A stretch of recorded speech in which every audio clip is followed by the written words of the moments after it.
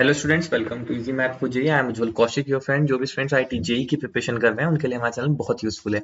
आज का क्वेश्चन है, let the image of a point P in the line L be Q. Let R be a point that divides internal line segment P Q in ratio 1:3, then the value of this. ठीक है, तो देखो हमें क्या given है। हमें एक point P given है। ये मान लीजिए मेरा पॉइंट पी है, इसकी वैल्यू है 1, 2 और 3। यहाँ से मुझे एक लाइन गिवन है एल।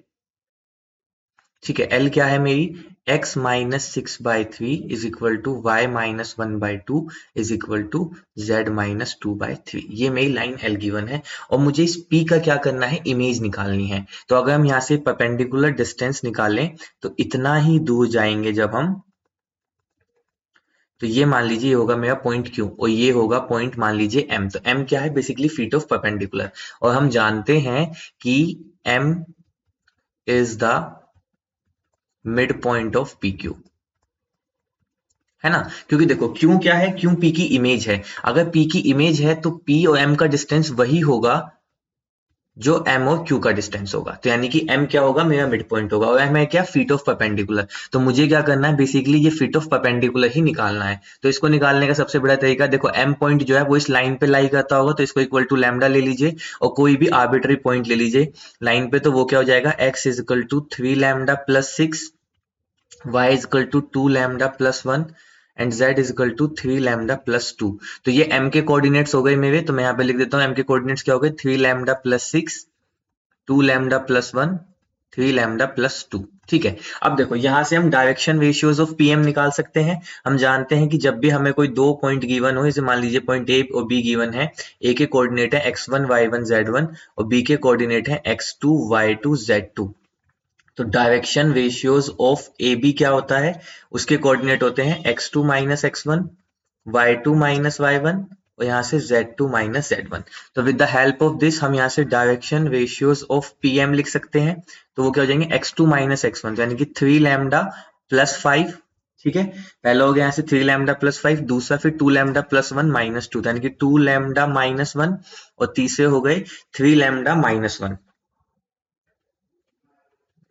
ठीक है, अब देखो, और दूसरा जब हम जानते हैं कि जो पीएम है that is perpendicular to line L, ये है ना मेरी लाइन एल, तो यानी कि इनके डायरेक्शन रेशियोज का डॉट प्रोडक्ट क्या होगा, जीरो के इक्वल होगा। तो बस इसी प्रॉपर्टी को यूज करते हैं। लाइन एल के डायरेक्शन रेशियोज क्या है, 3 to 3।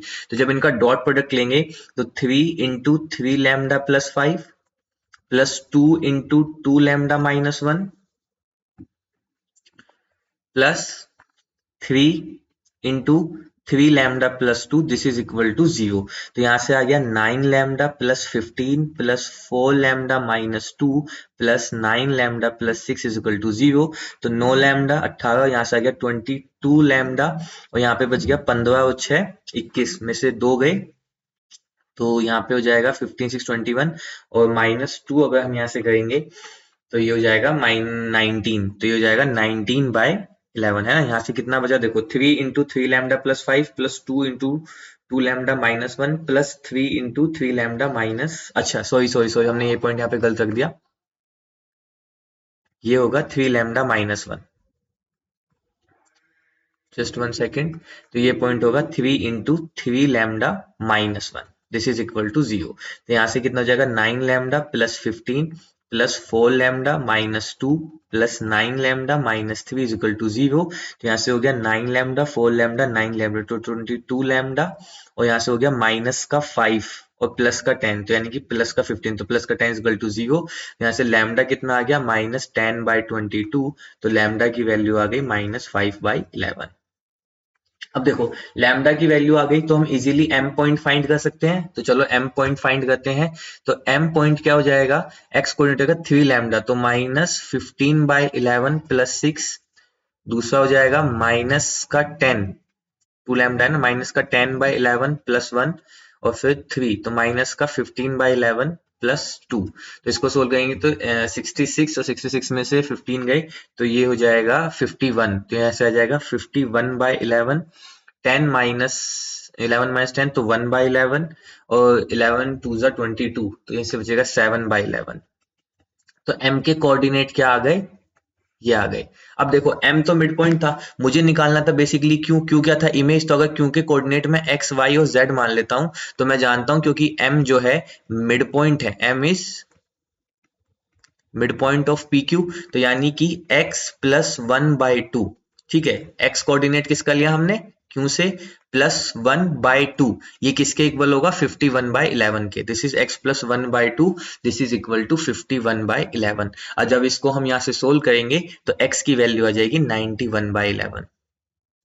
ठीक है, ऐसे ही y के लिए सोल्व करेंगे तो y के लिए कितना आ जाएगा? y plus 2/2, this is equal to 1/11। तो y plus 2/2 is equal to 11, यहाँ से y की वैल्यू आ जाएगी माइनस का 20/11। ठीक है, ऐसे ही z के लिए सोल्व करेंगे तो ये कितना आ जाएगा? z plus 3/2, this is equal to 7/11। ठीक है, तो यहाँ से z की वैल्यू कितनी आ जाएगी? माइनस का 19/11। तो अब यहां से हमें पॉइंट क्यू मिल गया, पी मिल गया। तो देखो हमारा क्वेश्चन क्या हो गया? देखो ये हो गया मेरा पॉइंट पी। पी क्या है? 1 2 3। यहां से हो गया पॉइंट क्यू। क्यू क्या आया है? 91/11 माइनस 20/11 माइनस 19/11।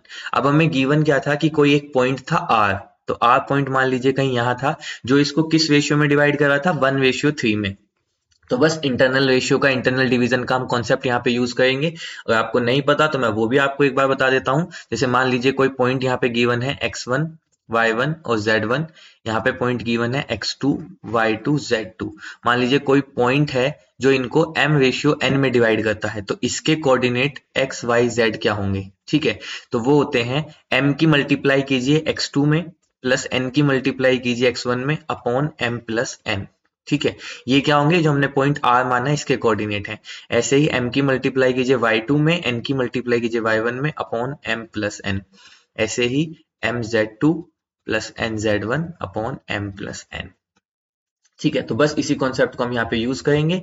तो यहाँ से अगर हम देखें तो ये हो जाएगा मेरा x1 y1 z1, ये हो जाएगा x2 y2 z2, ये हो जाएगा m, ये हो जाएगा n।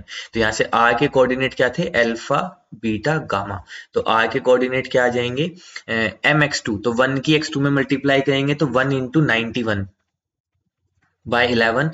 ठीक है, प्लस nx1, तो 3 इंटू 1, तो यानी कि 91 प्लस 11 प्लस 3 अपॉन, यहाँ से आ जाएगा 4।